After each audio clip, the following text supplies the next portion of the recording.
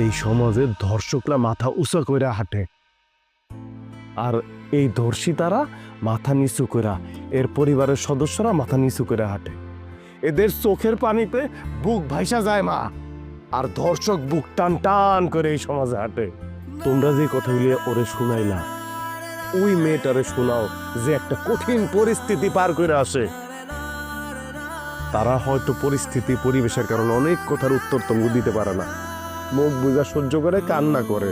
আজকে তোমাকে অনেক ক্ষমতা, তোমরা অনেকে বলো, ওরা একজন শুনা যায়। তো শেষ বিচারের দিন বলেও কিন্তু একটা কথা আছে মা, সেই দিন কিন্তু কারো ক্ষমতা কাজে দিব না। সেই দিন তোর সামনে যা দাঁড়াইতে হইব, মাপ চাইতে হইব। পারবা তো সেদিন? ও মাপ যদি না করে কি হইব তোমার? আর নাইলে ও মাপ করলো, আল্লাহ মাফ করবো তো? আমাদের এরকম করে কখনো তো চিন্তা করে দেখি না।